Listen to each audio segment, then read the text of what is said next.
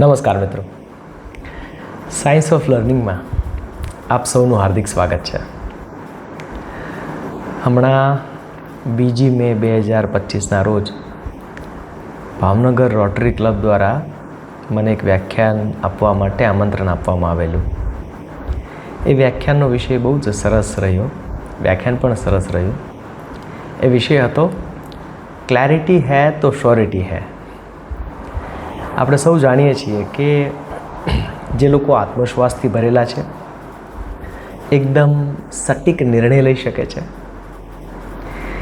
જે લોકોની વાત અન્ય લોકો માને છે, સાંભળે છે અને પોતાના જીવનમાં ઠીક સુખાકારી, સંતોષ, આનંદ, સફળતા આ બધું મેળવે છે, એ લોકોની શ્યોરિટી ગજબ હોય છે. એટલે કે એનો આત્મવિશ્વાસ અદ્ભુત હોય છે. પણ આ આત્મવિશ્વાસ આવે છે કેવી રીતે, એનું મારું નાનકડું તારણ છે કે જે લોકોમાં વૈચારિક સ્પષ્ટતા હોય, અથવા એમ કહીએ કે જે લોકો વસ્તુઓ, ઘટનાઓ, વ્યક્તિઓ અથવા સમગ્ર જગત જેવું છે એવું જોઈ શકે. એટલે કે પોતાના ચશ્મા, પૂર્વાગ્રહના ચશ્માને દૂર કરીને અથવા તો એની આડે આવી ગયેલી ધૂળને દૂર કરીને જે જોઈ શકે, એ જે ક્લેરિટી છે, એ શ્યોરિટીને જન્મ આપે છે. તો થયું કે ચાલો આ ક્લેરિટીની આસપાસ થોડી વાત કરીએ. ઘણા બધા મિત્રોએ આ વ્યાખ્યાન વિડીયો રેકોર્ડમાં માગેલું, પણ કાર્યક્રમમાં થયું નહોતું. તો મને એમ થયું કે આ વ્યાખ્યાનના ભાગરૂપે જે કંઈ પણ લેસન કર્યું છે એ આપ સૌ સાથે થોડું વહેંચો. તો આપણે શરૂઆત કરીએ ક્લેરિટીથી. મહાભારતનો એક પ્રસંગ છે. દ્રૌપદીના સ્વયંવર વખતે આગલે દિવસે રાત્રે ભગવાન શ્રી કૃષ્ણ અર્જુનને સમજાવતા હતા કે અર્જુન, જોજે આવતીકાલે પેલી માછલી ફરતી હશે, તારે ધ્યાન પાણીમાં રાખવાનું છે, એટલે તારું બાણ જે છે એ અમુક રીતે રાખજે.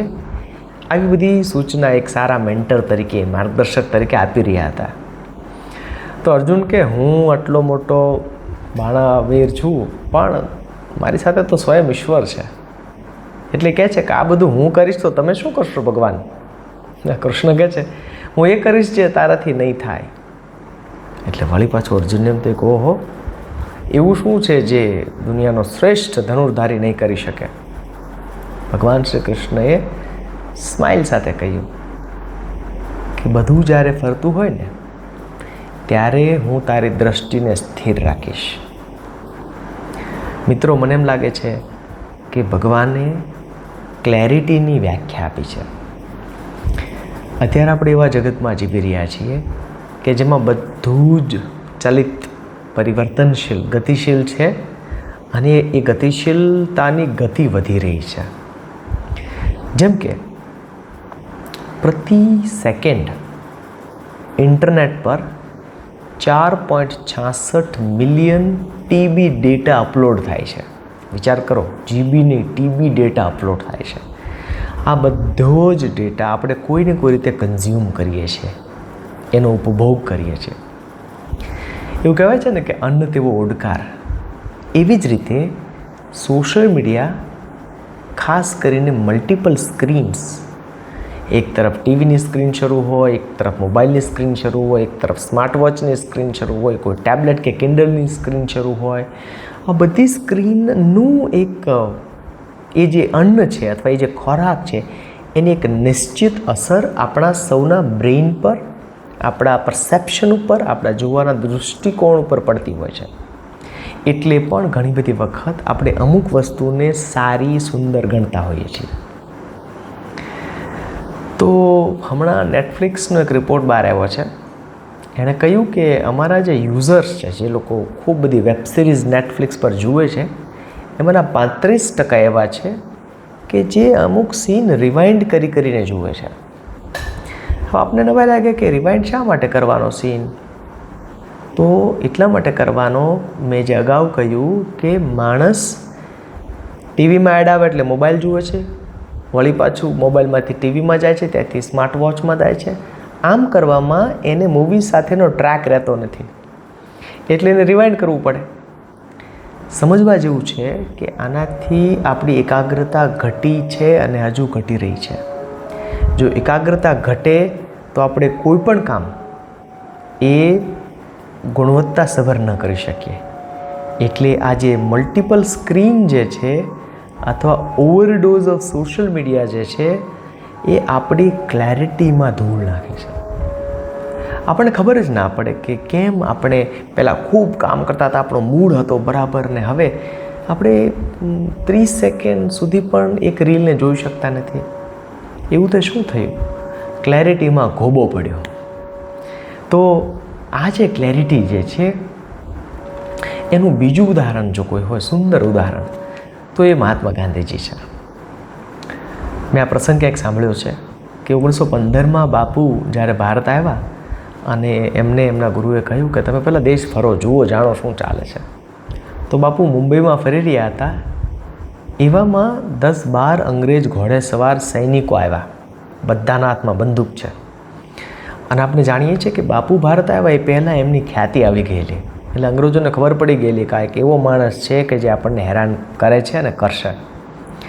એટલે ઓળખી ગયા. એમાંથી કોઈકે કહી દીધું, લુક, દેટ્સ મિસ્ટર ગાંધી. પેલો જે જાય છે ભાઈ એ ગાંધી છે, આપણને હેરાન કરે છે. તો એ લોકોએ ઘોડાને આમ ગાંધીજીને વચ્ચે લીધા શેરીમાં, અને બધા ઘોડા ફરતે ફરતે ફેરવે છે આમ અને હસે છે. હસતા હસતા એક સૈનિક કહે છે કે mister Gandhi, do you really think we will leave this country? Gandhi, તમને એવું લાગે છે કે અમે ખરેખર આ દેશ છોડીને જશું એમ? ગાંધીજીએ એ માણસની આંખમાં આંખ નાખીને એકદમ શાંતિથી કહ્યું કે we will make sure that you will leave the country and we will also fix the date. એટલે કે તમારે જવું જ પડશે અને તમે જાઓ ને એની તારીખ અમે નક્કી કરશું. સમજવા જેવું અહીંયા છે કે અમલદાર છે, શાસક છે, હાથમાં બંદૂક છે, ઘણા બધા છે. આવી કોઈ પણ પરિસ્થિતિમાં માણસ કેવી રીતે પોતાના ચિત્તને શાંત રાખી શકે? કારણ કે ગાંધીજીની અંદર કશુંક એવું હતું, આપણે આગળની ચર્ચા કરીશું, કે જેના લીધે થઈને બાપુમાં એક ક્લેરિટી હતી. ઝેન દર્શનમાં એવું કહેવાય છે કે જ્યારે ડહોળાયેલા પાણીમાં સ્થિરતા આવે એટલે એ રજકણ નીચે બેસે છે અને પાણી પારદર્શી બને છે. એવી જ રીતે આપણા મનમાં ક્લેરિટી આવે એટલે કે વૈચારિક સ્પષ્ટતા આવે એટલે સત્ય સ્વયં પ્રગટ થાય. આંખ બધાને હોય પણ બધાને દેખાતું નથી. તો ક્લેરિટીની યાત્રા ક્યાંથી ક્યાં સુધીની છે? આંખથી દેખાવા સુધીની છે. કે ભગવાને યંત્ર આપી દીધું, સાધન આપી દીધું કે જે આ તું જોઈ શકીશ, છતાં આપણને દેખાતું નથી.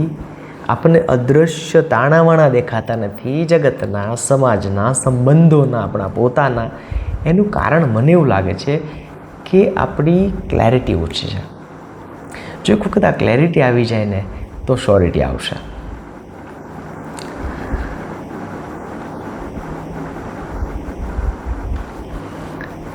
ક્લેરિટી એટલે શું? ક્લેરિટીનો બિલકુલ એવો અર્થ થતો નથી કે આપણી પાસે બધા જ જવાબ હોય, એક રોડ મેપ હોય, એક ગાઈડલાઈન હોય, એક ગ્રામર હોય, જેમાં બધા જ, એક શાસ્ત્ર હોય જેમાં બધા જવાબ આપેલા હોય. ના, એવું નથી. ક્લેરિટીનો અર્થ એ છે કે આપણે યોગ્ય પ્રશ્ન પૂછતા થઈએ. જેમ જેમ આપણે પ્રશ્નો પૂછતા થઈએ એમ વસ્તુ સ્પષ્ટ થતી જાય.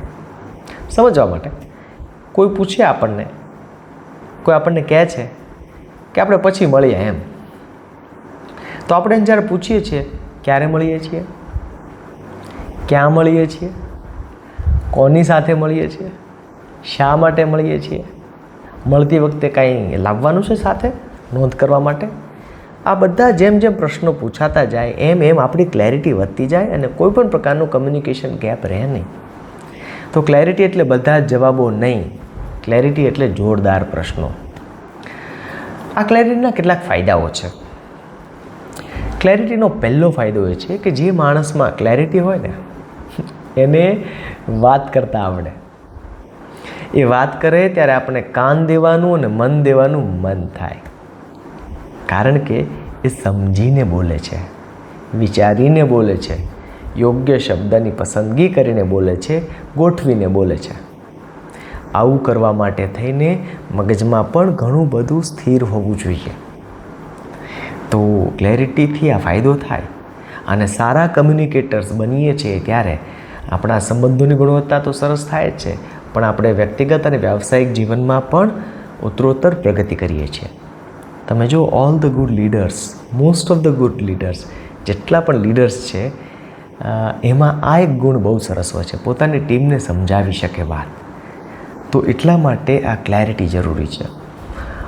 બીજો એનો ફાયદો છે કે જેનામાં ક્લેરિટી હોય ને એનામાં માનસિક અને ભાવાત્મક શાંતિ હોય, એક પ્રકારનો ઠહેરાવ હોય.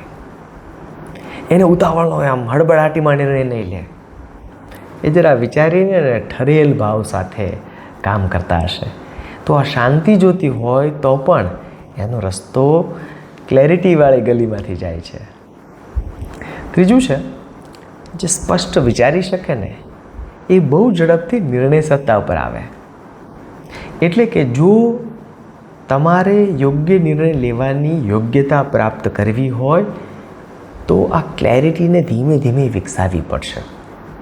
ક્લેરિટી ઘણામાં જન્મજાત હોય છે, પણ વિકસાવી પણ શકાય.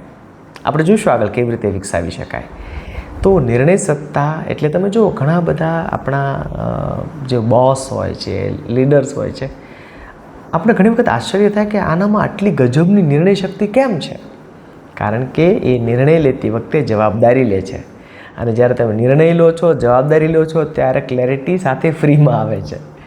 તો જો ક્લેરિટી શીખવી હોય તો ઝડપથી નિર્ણય લેવાના છે. નિર્ણય લીધા પછીની સંપૂર્ણ ઓનરશિપ કે મારો નિર્ણય છે, આમાં સફળ જાવ તો હું જઈશ, નિષ્ફળ જઈશ તો પણ હું જઈશ એમ. ત્યાર પછી છે જેનામાં ક્લેરિટી હોય એને અદ્ભુત સ્વતંત્રતાનો અનુભવ થાય છે. કારણ કે એને દેખાતું હોય આમ થશે તો આમ થશે, આનું કાર્ય આની સાથે જોડાયેલું છે, આ કરશું તો આનું પરિણામ આવું આવી શકે, એવું એને દેખાતું હોય. એટલે એને કોઈ પણ પ્રકારની ઇન્સિક્યોરિટી નથી. એ ફ્રી છે, સ્વતંત્ર છે. મને એમ લાગે છે કે માનવ જીવનનો જે પિરામિડ છે એમાં 3 તબક્કે જો આપણે આગળ જવાનું હોય તો પહેલો તબક્કો છે રોટી, કપડાં, મકાન, આપણી પાયાની જરૂરિયાતો. જેનું પણ આ સંતોષાઈ જાય એ માણસનો નેક્સ્ટ સ્ટેજ છે શિક્ષણ અને ટેકનોલોજી.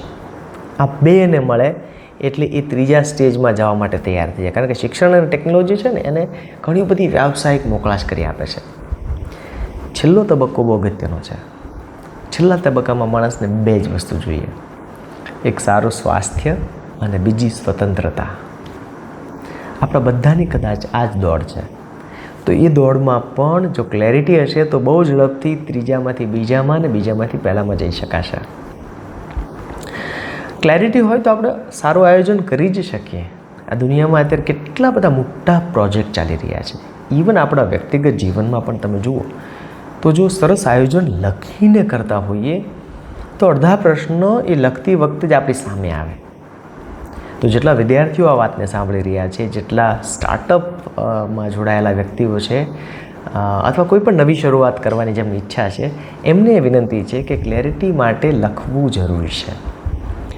એવું કહેવાય છે કે માણસે જે બધી ટેકનોલોજી શોધીને એમાં જો ટોપ 3માં આવે ને આગ આવે, ચક્ર આવે ને ત્રીજું છે લેખન. કારણ કે લેખન જ્યારે શરૂ થયું ને ત્યારે પહેલી વાર માણસે પોતાના વિચારોને કાગળ ઉપર આમ ઉગતા જોયા. એટલે સારું આયોજન કરવા માટે લખવું પડશે, અને એ સારા આયોજન એટલા માટે થશે જેથી આપણામાં ક્લેરિટી હોય.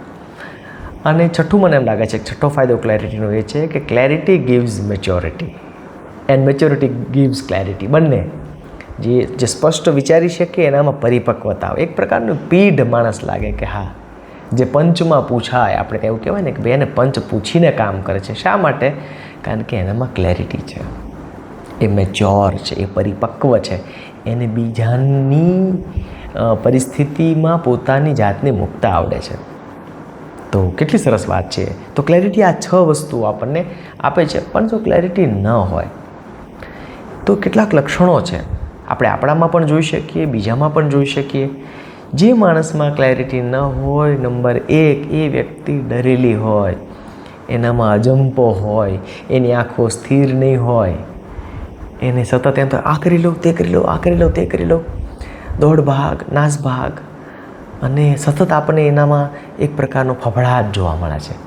કારણ કે એનામાં પેલી શ્યોરિટી નથી, અને શ્યોરિટી એટલા માટે નથી કે ક્લેરિટી નથી. તો અજંપો અને ડર એ જો દૂર કરવો હોય તો ક્લેરિટી જોઈશે.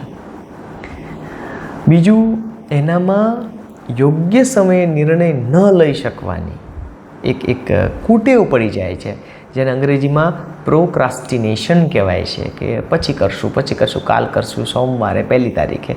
આ જે ટેવ પડે છે ને, એ પણ ક્લેરિટીના અભાવમાંથી પડે છે. કારણ કે જે માણસમાં ક્લેરિટી ન હોય ને, એ અગ્રિમતા ક્રમ નક્કી ના કરી શકે. દાખલા તરીકે મારે 5 વસ્તુ કરવી છે, પહેલી કઈ કરવી એ ખબર કેમ પડે? કઈ નિશાળ, કઈ કોલેજ, કઈ યુનિવર્સિટી આ અગ્રિમતા કરતાં શીખવાડે આપણને. તો એ જો કરવું હોય તો તમારે ક્લેરિટી નામના સરોવરમાં તરવા પડવું પડશે. ધીમે ધીમે હાથ પગ હલાવતા હલાવતા આ અગ્રિમતા ક્રમ એક વખત જો આવડી જાય ને, તો ઘણું બધું સરળ થઈ જાય. તો જેનામાં ક્લેરિટી નથી એ લોકોમાં પ્રાયોરિટી પણ નથી. બીજું, જેનામાં ક્લેરિટી નથી ને, એ કાર્યકારણ સંબંધ કે કોરિલેશન, એટલે કોઝેશન અને કોરિલેશન સમજી શકતા નથી. શેના કારણે શું થાય? આમ તો મૂળભૂત રીતે વિજ્ઞાનનો આ વિષય છે, પણ છતાં આપણા જીવનમાં પણ આપણે જાણીએ છીએ કે અમુક ખાઈએ તો અમુક પ્રકારનું થાય, અમુક માત્રામાં ખાઈએ તો અમુક પ્રકારની અસર આપણને થાય, વિરુદ્ધ આહાર લઈએ તો આવું થાય છે. તો જેનામાં ક્લેરિટી નથી ને, એ ઉજાગરા કરશે, પોતાની જાતને બીમાર કરશે, કસરત નહીં કરે, યોગ્ય ખોરાક નહીં લે, સત્સંગ નહીં કરે, એટલે કે સારા લોકો સાથે ઉઠશે બેઠશે નહીં, એની કંપની જ ખરાબ હોય, એટલે એને એ ખબર નથી પડતી, તાણાવાણા જોઈ શકતા નથી. ખાસ કરીને ટીનેજર્સ જે કિશોર કિશોરીઓ છે, એમનામાં આ એક ખૂબ ઉડીને આંખે વળગે એમનું લક્ષણ એ છે કે એ કોઝેશન જોઈ શકતા નથી. તો શું કંઈક એવું કરી શકાય કે એમનામાં આ ક્લેરિટી ધીમે ધીમે ડેવલપ થાય? બીજું છે કે જે લોકોમાં ક્લેરિટી ન હોય ને, એ બહુ જડ હોય. ખાસ કરીને જેમ જેમ ઉંમર વધે એમ માણસે વિચારતા રહેવાનું છે કે ઉંમર વધતા જડતા તો નથી વધતી ને. કારણ કે જડતા વધી કે નહીં એનો ખ્યાલ ક્યારે આવે? જ્યારે માણસ પોતાના વાક્યમાં જનો પ્રયોગ વધુ કરે. આમ જ હોય, અમે તો આખી જિંદગી આમ કામ કર્યું છે, આમ જ થાય. હા, એમના અનુભવનો લાભ ચોક્કસ લઈએ, પણ જરૂરી નથી એમ જ થાય. કારણ કે દુનિયા, આપણે અગાઉ ચર્ચા કરી એમ, ચલિત છે, ગતિમાન છે, ફરે છે, બદલાય છે. તો બદલાવમાં જડતાને સ્થાન નથી. હા, એનો સ્પિરિટ પકડી અને આપણા સ્થળકાળ સંદર્ભમાં એને કસ્ટમાઇઝ કરી શકાય, મોડિફાઈ કરી શકાય. તો આ ક્લેરિટી વગરના લોકોમાં થોડી આ જડતા દેખાય છે આપણને. છઠ્ઠું છે કે જે લોકોમાં ક્લેરિટી નથી હોતી ને, એમને બહુ ઝડપથી ઉલ્લુ બનાવી શકાય, એને બહુ ઝડપથી પ્રભાવિત કરી શકાય. એટલે પછી એનું કેવું થઈ જાય કે આમ ધજા જેવું થઈ જાય, જે બાજુથી પવન આવે ને એ બાજુ એ જાય. એટલે તમે જોજો, હમણાં 12મા ધોરણના પરિણામ આવશે, એટલે કયો કોર્સ કરવો તો થોડી વાર મિત્રો કહેશે આ બાજુ બધા જાઓ, તો થોડી વાર એ બાજુ જશે. કોલેજ પૂરી કરી હવે શું કરવું, તો કે થોડી વાર ધંધા બાજુ જાય. થોડા જો પોતાની સ્વયં નિર્ણય શક્તિ એનામાં હજુ જાગૃત નથી થતી, કારણ કે એને ક્લેરિટી માટે જરૂરી પ્રક્રિયા કરી જ નથી. તો એને બહુ ઝડપથી પ્રભાવિત કરી શકાય. 2023માં ભારતમાં ઓનલાઈન જે ફ્રોડ થયા ને, નોંધાયેલા, એની સંખ્યા 23 લાખ છે. મોટા ભાગના ભણેલા છે. વિચાર કરવો જોઈએ, જો આપણું શિક્ષણ આપણને ક્લેરિટી નથી આપતું તો શું આપે છે? કે આપણે આવી વસ્તુમાં ફસાઈ જઈએ છીએ. કારણ કે આપણું માઇન્ડ છે એ ફ્લેગિંગ માઇન્ડ છે, વેવરિંગ માઇન્ડ છે. માઇન્ડ એટલે આપણા વિચારો અસ્થિર છે. પેલી કૃષ્ણએ કહ્યું એ કે બધું જ ફરતું હોય ત્યારે હું તારી દ્રષ્ટિને સ્થિર રાખી શકું. તો આપણી આસપાસ પણ બધું ફરી રહ્યું છે, તો એમાં દ્રષ્ટિને કેમ સ્થિર રાખવી? એ જો ક્લેરિટી ન હોય તો લોકો આપણને ઉલ્લુ બનાવી શકે. જેનામાં ક્લેરિટી છે એનામાં શું છે? બહુ મજાના આ કેટલાક લક્ષણો છે. આમ તો ઓલાથી ઉલટું તમે સમજી લો તો પણ છે કે ક્લેરિટી ન હોય એમાં આવું હોય, તો ક્લેરિટી હોય એમાં આવું ન હોય. પણ એ સિવાય પણ કેટલું છે. જો પહેલું, જેનામાં ક્લેરિટી હોય ને એને કશું જ ચૂકાઈ જશે એનો ભય નથી, નિર્ભય છે. ગાંધીજી જે 11 મહાવ્રતોની વાત કરીને એમાં નિર્ભયતા છે, અભય, એને ડર નથી. શિક્ષણે આપણને સ્પષ્ટતા આપવાની છે, ક્લેરિટી આપવાની છે, સાથોસાથે નિર્ભયતાની શ્યોરિટી પણ આપવાની છે. અને અહીંયા શિક્ષણ જ્યારે હું કહું છું ત્યારે માત્ર સ્કૂલ, કોલેજ, યુનિવર્સિટીની વાત નથી કરતો. આપણી પોતાની કેળવણી પણ આપણે એવી રીતે કરવાની છે કે આપણે નિર્ભય બનીએ. તો જેનામાં ક્લેરિટી છે એ નિર્ભય છે. બીજું, જેનામાં ક્લેરિટી છે એ રિએક્શન ના આપે, રિસ્પોન્સ આપે, પ્રતિભાવ નહીં, પ્રતિસાદ. હા, એટલે કે રિએક્શન આપ તરત પકડાઈ જાય એવું ના કરે, શાંતિથી વિચારે, વાત કરે. જે લોકોમાં ક્લેરિટી હોય એને બહારના સર્ટિફિકેટની જરૂર નથી. કાયમ લોકોના લાઇક્સ માટે ફફડાટ ન કરે, કાયમ એક્સટર્નલ વેલિડેશન માટે ફાંફા ન મારે કે લોકો કહેશે મને, હમણાં મારા વખાણ કરશે તો હું યોગ્ય છું, મારી તરફ ધ્યાન કેન્દ્રિત કરે તો જ હું બરાબર કામ કરું છું. આવો માનસિક સંઘર્ષ એનામાં હોતો નથી. કાર્લ યુંગ નામના એક બહુ મોટા સાયકોલોજિસ્ટ થયા, જે ફ્રોઇડના વિદ્યાર્થી હતા, સિગમન્ડ ફ્રોઇડના. એમણે કહ્યું કે if you look outside you dream. જો તમે બહાર જોશો તો તમે સ્વપ્નશીલ બનશો, but if you look inside you will awaken. જો તમે અંદર જોશો તો અંદરથી જાગૃતિ આવશે. તો જે લોકોમાં ક્લેરિટી હોય છે ને એ થોડા વધતા ઓછા પણ જાગેલા હોય છે. આવા લોકો, ક્લેરિટીવાળા, સત્ય અને અંગત અભિપ્રાયને છૂટા પાડી શકે. ઘણી વખત કેવું થાય કે વ્યક્તિગત પૂર્વગ્રહના લીધે ઘણાથી કશુંક બોલાય જાય પછી પાછું વળી શકાય નહીં.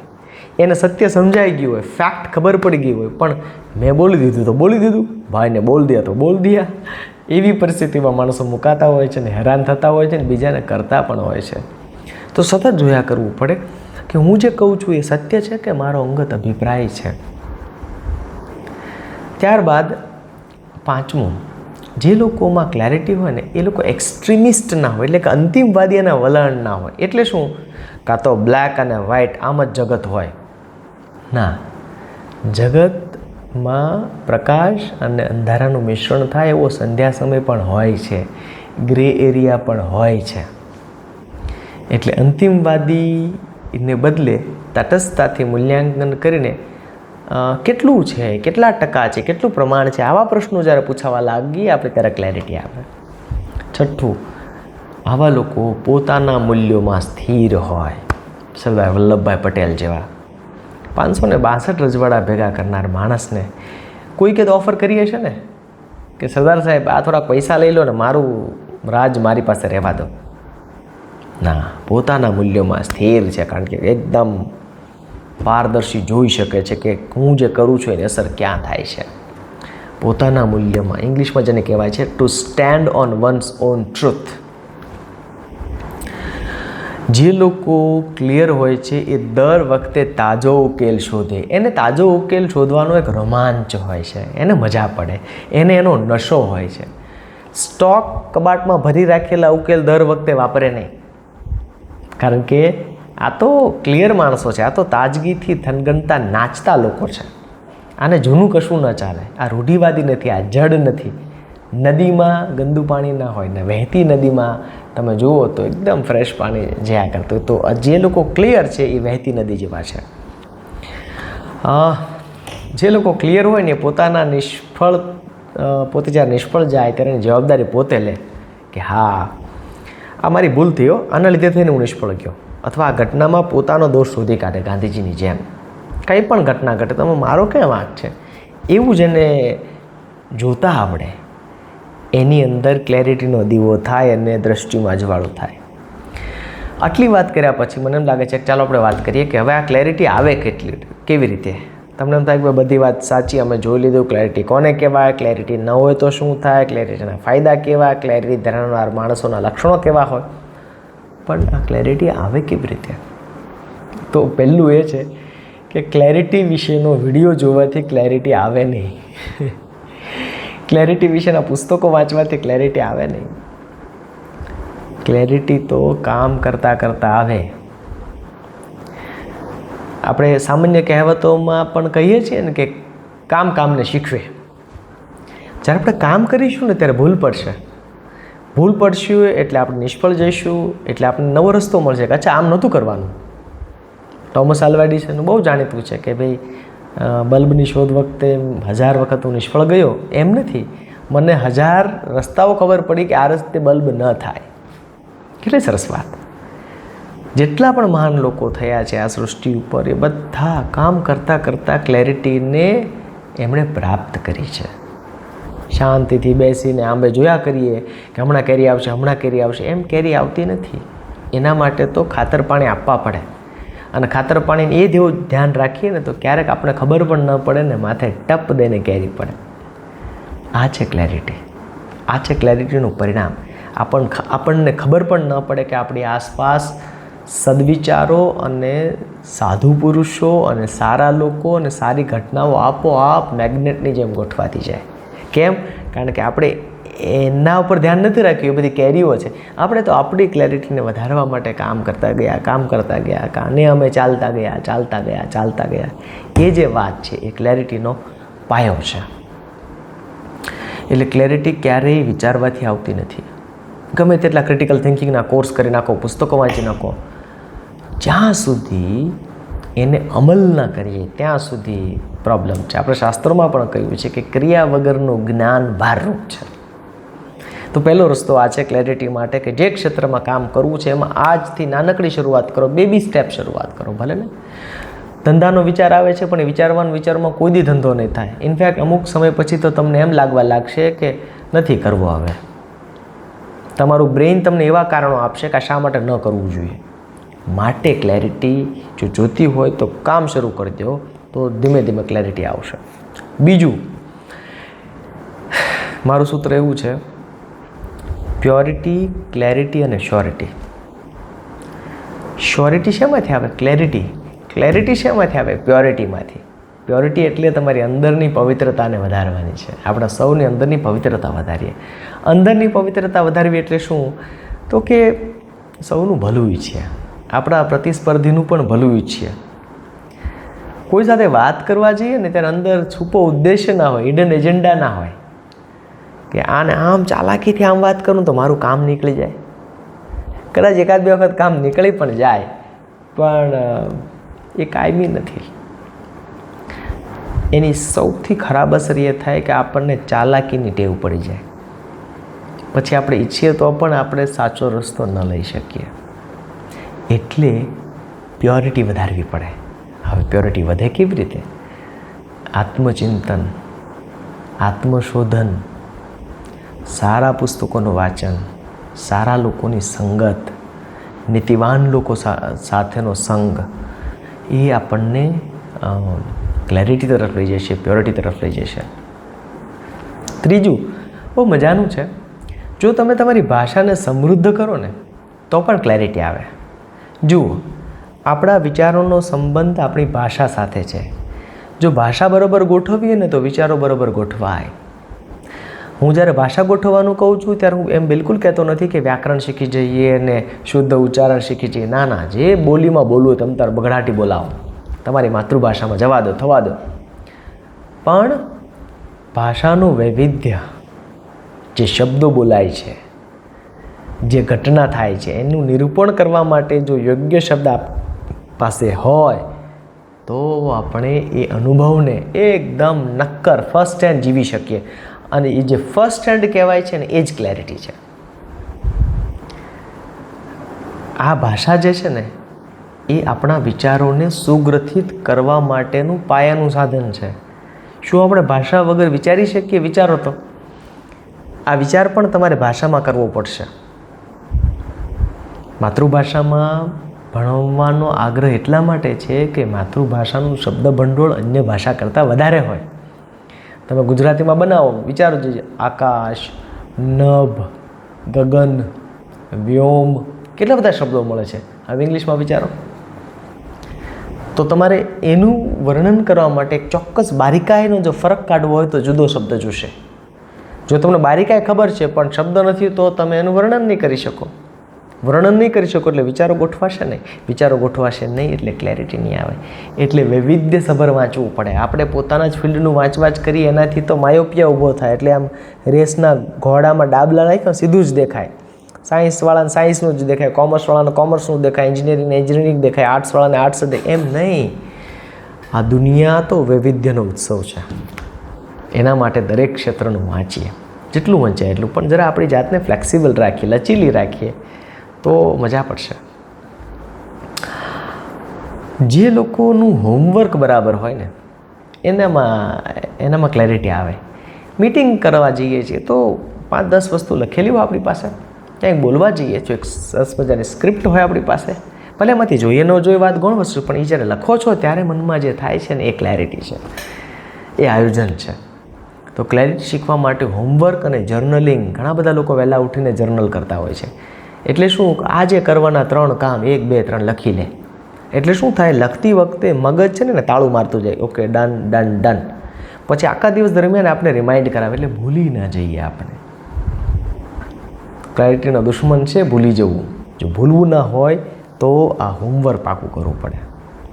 પછી ક્લેરિટી શીખવા માટે કેટલાક યુનિવર્સલ સિદ્ધાંતો જે છે આપણે જોયા કરવાનું. હું જે વિચારું છું એ કોઈ વૈશ્વિક સિદ્ધાંત સાથે જોડાયેલું છે, બંધ બેસે છે. જો એવું થાય ને તો પણ ક્લેરિટી આવે. કેટલા બધા લોસ છે, જેમ કે મર્ફીઝ લો છે, ગુરુત્વાકર્ષણનો લો છે, બીજા ઘણા બધા છે, ન્યૂટનની ગતિના નિયમો છે. તો આપણે જે વિચારીએ છીએ એ આમાંના કોઈ સાથે જોડાયેલું છે, સુસંગત છે. આ સુસંગતતા જેટલી વધારે એટલી ક્લેરિટી વધારે.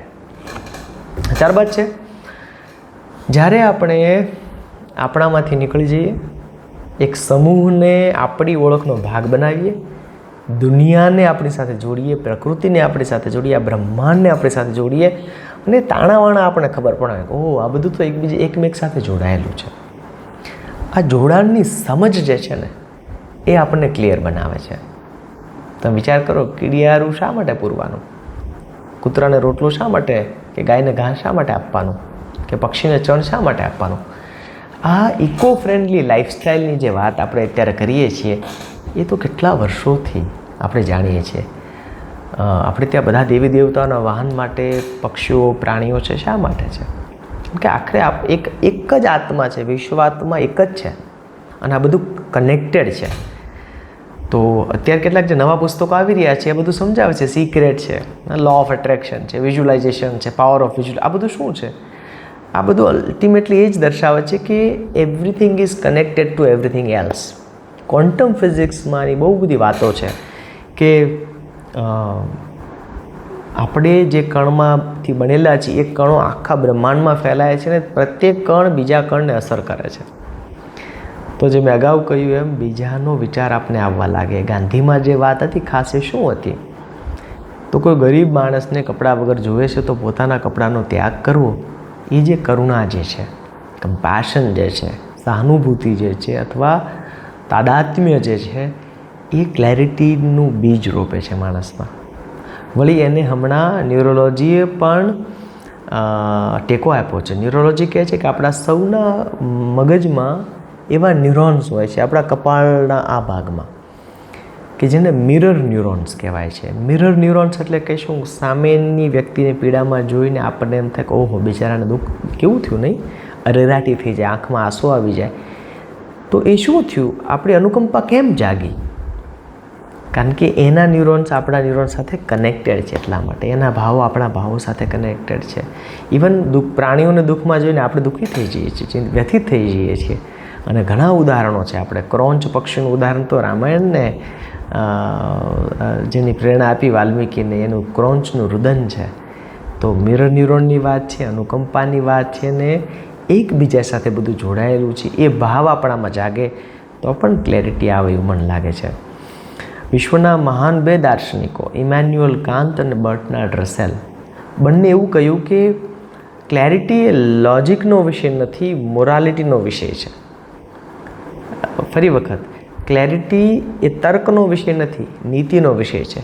એટલે એવું કહેવાય છે કે જો તમે નીતિપૂર્વક જીવો ને તો પણ તમે ક્લિયરલી નિર્ણય લઈ શકો. એટલે માની લો કે આપણે બહુ સાદું આપણે બધા જાણીએ એવી વાત છે કે જો તમે જૂઠ બોલતા હો ને તો તમારે બહુ બધું યાદ રાખવું પડે.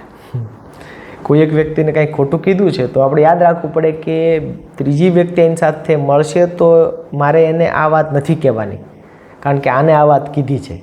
ચોથી વ્યક્તિને આવું કીધું છે, પાંચમીને આવું. આ બધું ભેગું થાય એટલે આપણા મગજમાં બિનજરૂરી સ્ટ્રેસ ઊભો થાય. આ સ્ટ્રેસના લીધે થઈને આપણે ક્યારેય ક્લિયરલી વિચારી શકીએ નહીં. તો ક્લેરિટી માટે બહુ જરૂરી છે કે આપણે સૌ વધુ મોરલ કે નીતિમત્તાવાળું જીવન જીવીએ, ધૈર્ય કેળવીએ. કબીર સાહેબ કહે છે કે માળી સિંચે 100 ઘડા ઋતુ આવે ફલ હોય. કે માળી કદાચ 100 ઘડા પાણી નાખે આંબાને તો એની કેરી તો જ્યારે ઋતુ આવે એની ત્યારે જ થાય. આપણે હાઇબ્રિડ બનાવીએ છીએ અલબત્ત, પણ દરેક હાઇબ્રિડના લાંબા ગાળાનું નુકસાન આપણે ધીમે ધીમે જોઈ રહ્યા છીએ. બીટીના નુકસાન ધીમે ધીમે જોઈ રહ્યા છીએ. તો જો ધૈર્ય કેળવીશું, લાંબા શ્વાસ લેતા થઈશું તો આપણામાં ક્લેરિટી વધશે. મોટા ઉદ્દેશની જો સ્પષ્ટતા હોય કે હું જે કંઈ પણ કામ કરું છું શા માટે કરું છું, એનો મોટો ઉદ્દેશ્ય શું છે. જેમ કે ગણિતનું ઉદાહરણ લઈએ. હું ઘણી બધી વખત ગણિતના શિક્ષકોને પૂછું કે બોલો ગણિતનો જન્મ શા માટે થયો? તો કોઈકે કહ્યું કે ગણિતનો જન્મ દાખલા ગણવા માટે થયો છે. ના, દાખલા ગણવા એ સાધન છે. સાધ્ય તો એવું છે જે અમૂર્ત છે બ્રહ્માંડમાં, એના કોયડા ઉકેલવા માટે ગણિત છે. જો આ ખબર પડી જાય તો દાખલા એકદમ સરળ છે. કોઈ પણ વ્યવસાય કરો છો તો કયા માણસનો કયો પ્રોબ્લેમ તમે સોલ્વ કરો છો? આજે એવું કહેવાય છે કે the problem solving is equal to business opportunity. જેવડી મોટી પ્રોબ્લેમ સોલ્વ કરો એટલી મોટી બિઝનેસ ઓપોર્ચ્યુનિટી મળે. તો આવો વિચાર આવે આપણને જ્યારે કે હું જે કંઈ પણ કામ કરું છું એનું મારું ઉદ્દેશ્ય મોટો છે. આપણે હનુમાનજીનું ઉદાહરણ જોઈએ જ છીએ કે હનુમાનજીને જ્યાં સુધી ખબર નહોતી કે પોતે આ કરી શકે, જામવંતજી એને ક્લેરિટી આપે છે. પછી જે હનુમાન કૂદકો લગાવે છે ને એ પોતાના પ્રભુ રામની મદદ માટે તો છે જ, પણ એથી મોટો ઉદ્દેશ્ય શું છે? અનીતિ સામે છે. રાવણે જે કર્યું ખોટું છે. તો એ જે હનુમાનજીનું જે પરસેપ્શન છે એ વાઇડ થઈ ગયું, મોટું થઈ ગયું કે કોઈ પણ પછી હવે રાવણ નહીં, કોઈ પણ આવું કરશે તો હનુમાનજી લડશે, એ વાત છે. તો આ છે મોટા ઉદ્દેશ્યની સ્પષ્ટતા અથવા તો મોટા ઉદ્દેશનું સ્થાપન. સાદી ભાષામાં જેણે દિલ્હીની ટિકિટ લીધી હોય એ અમદાવાદથી રાજધાનીમાં બેસે એટલે સડસડાટ કરતાં દિલ્હી પહોંચી જાય. એ નાના સ્ટેશન નથી લેતી, રાજધાની નાના સ્ટોપ નથી લેતી. જેનો ઉદ્દેશ્ય મોટો હોય એને નાની નાની વાતોમાં ખોટું ના લાગે, નાની નાની વાતોમાં ઇરિટેટ ના થઈ જાય, ગુસ્સો ના આવે, અકળાઈ ન જાય. જેનો ઉદ્દેશ્ય મોટો છે એને તો કેટલું મોટું વિચારવાનું છે. 100 માળની બિલ્ડિંગ ઉપરથી ઊભા રહીને જગતને જોઈ રહ્યા છે તો એની દૃષ્ટિનો વ્યાપ કેટલો મોટો હોય. અને જે માણસ પહેલા માળે ઊભો હોય અગાસી ઉપર એની દૃષ્ટિનો વ્યાપ કેટલો મોટો હોય. તો પહેલા માળથી 100 માળ તરફ જવાની જે યાત્રા છે એ ક્લેરિટીની યાત્રા છે. મને એમ લાગે છે કે આ બધી જે મેં વાતો કરી તમારી સાથે એને જો એક કવિતામાં મારે વ્યક્ત કરવી હોય તો એ રુદિયાર્દ કિપલિંગની કવિતા છે. મેં અગાઉ પણ કવિતા કક્ષ ભાવનગરના કાર્યક્રમમાં આ કવિતાનો પાઠ કર્યો છે. પણ કારણ કે આજે આપણે ક્લેરિટીની વાત કરી રહ્યા છીએ ત્યારે એ કવિતા બરાબર બંધ બેસે છે. એટલે હવે તમે જોજો કે હું જે કવિતા વાંચીશ એ કવિતાના બધા તાણાવાણા અગાઉ જે વાત થયેલી છે એની સાથે જોડાયેલા છે. કવિતા બહુ જાણીતી છે. ઇંગ્લિશમાં તમે સર્ચ કરજો તો એનું નામ છે ઇફ. મેં એનો ભાવાનુવાદ કર્યો છે જ્યારે અંગ્રેજ કવિ રુદિયાર્દ કિપલિંગ. જ્યારે સૌ તમારા પર શંકા કરતા હોય ત્યારે તમે તમારી જાત પર વિશ્વાસ મૂકી શકો. ક્લેરિટી. એમની શંકાઓ સાચી પણ હોઈ શકે, શક્યતાઓને પણ સ્વીકારી શકો. લોકો શંકા કરતા હોય કદાચ સાચી હોય તો આપણે મોટાભાગે ડિફેન્સમાં આવી જઈએ, ના હું તો સાચો છું, એ જ ખોટા છે. જેમ એક્સિડન્ટ થાય એટલે સામેવાળાનો જ વાંક હોય, આપણો ન હોય, એવી રીતે આપણે વર્તન કરતા હોઈએ છીએ. તો જ્યારે સૌ તમારા પર શંકા કરતા હોય ત્યારે તમારી જાત ઉપર તમે વિશ્વાસ મૂકી શકો. એમની શંકાઓ સાચી પણ હોઈ શકે, એ શક્યતાને પણ સ્વીકારી શકો. જ્યારે તમે રાહ જોઈ શકો અને રાહ જોતા થાકો નહીં, બુદ્ધની જેમ.